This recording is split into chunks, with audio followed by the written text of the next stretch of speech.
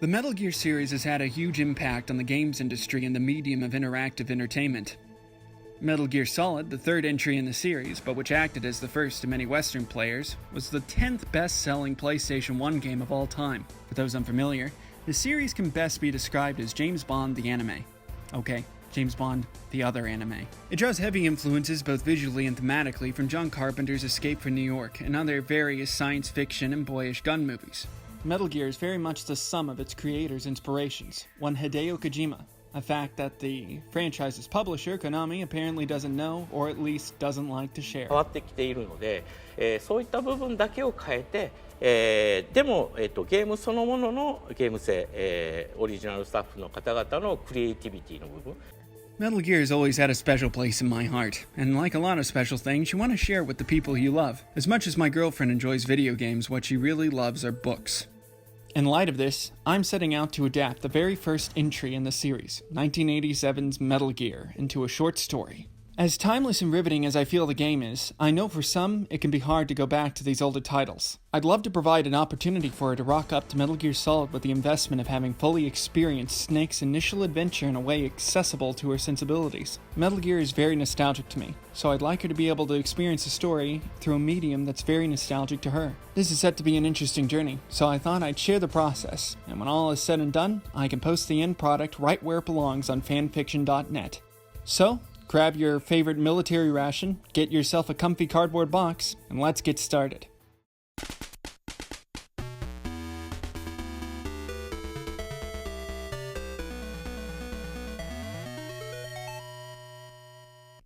Now, I know Metal Gear Solid comes with some handy recaps, but growing up being one of those aforementioned Western players who started with Metal Gear Solid 2, there's always been a bit of me that wishes I could have experienced these grand twists that lay the foundation for the series, and get immersed in those settings in real time. After all, there were a whole 3 years where this first game was the only canonical Metal Gear, and that is a fascinating time to explore. At the same time, settling some of the more ambiguous implications presented by the revelations of later games is another unique opportunity presented by this project. I'd love to see if I can find a fine line between reconciling Metal Gear 1 with Metal Gear Solid 5, while still presenting the story as the first in the series.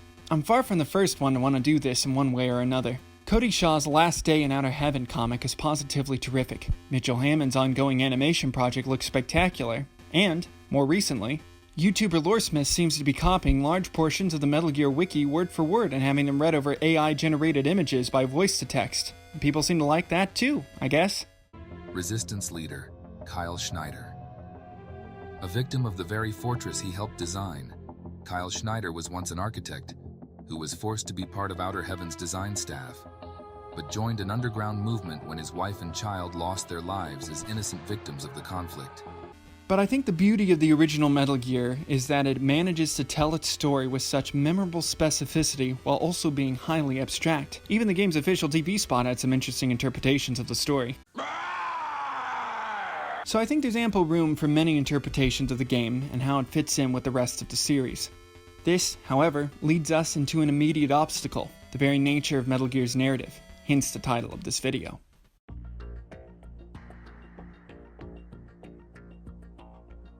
Like I mentioned, I started the series with Metal Gear Solid 2, Sons of Liberty.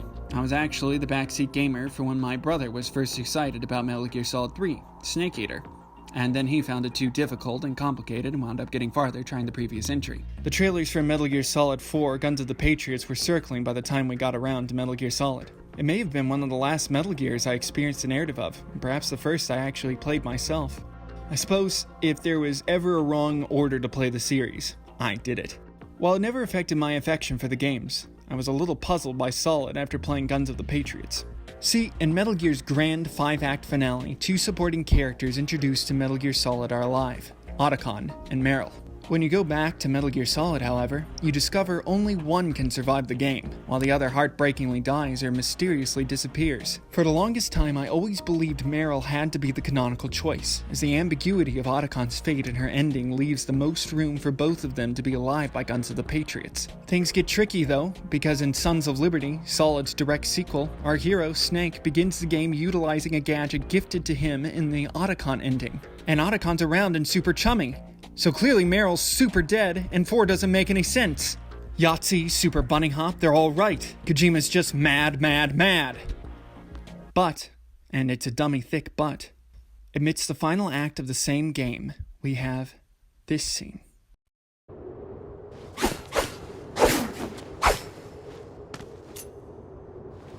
Come on, time to go. If you run out of ammo, you can have mine. You got enough? Absolutely. Infinite ammo. Snake also has a gift given to him by Meryl in her ending. And that's when it dawned on me. Snake played the game twice. He rescued both of them, and he uses both of their gifts. Much like how he can in a third playthrough of Solid after doing so, where he also dons this dashing tuxedo. It's an answer so beautifully dreamlike and only possible within the medium of a video game. This is what makes Kojima brilliant, is that he uses his mode of storytelling to do what cannot be done elsewhere. It's true, bending and breaking the fourth wall is possible in really any narrative context.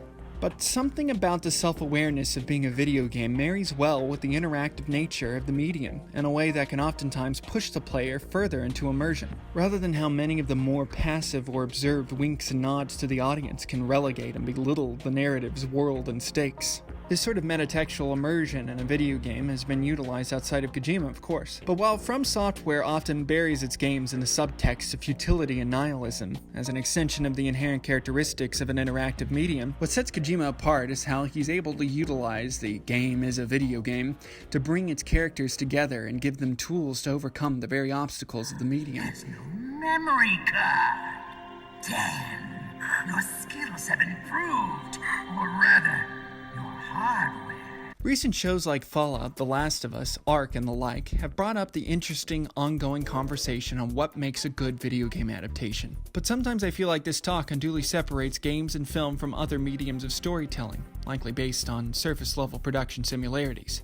But really, games have a comparable contrast to film, as film does to books. During a course I took on screenwriting, the idea was put forth that the medium of film exists on the plane of eyescape, visually driven by what the audience sees. Theater exists on the plane of wordscape, driven by dialogue and what the characters say. And books exist in the mindscape, driven by what characters think and experience internally.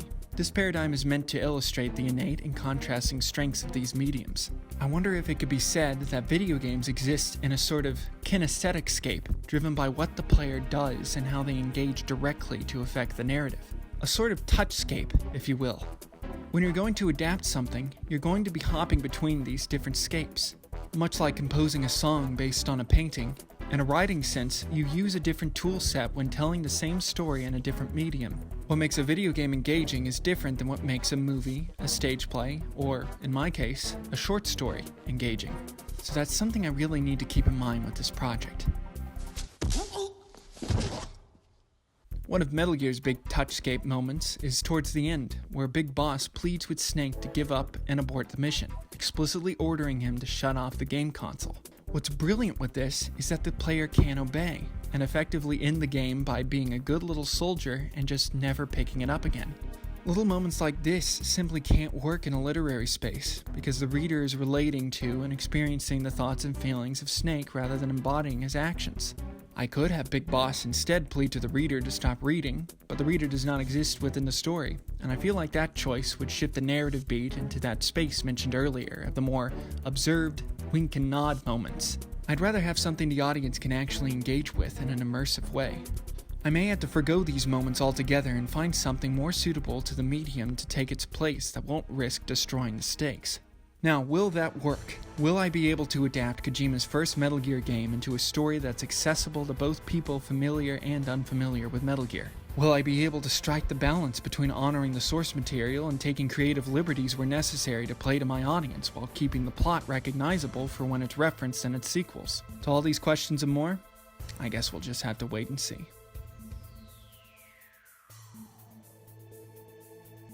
If you made it this far and would like to advocate on my behalf to the YouTube algorithms, you can throw this video a like, and if you're curious where this project might go, make sure you subscribe and ding the bell so you don't miss a thing. If you made it all this way, thank you for watching, and hopefully, I'll see you next time.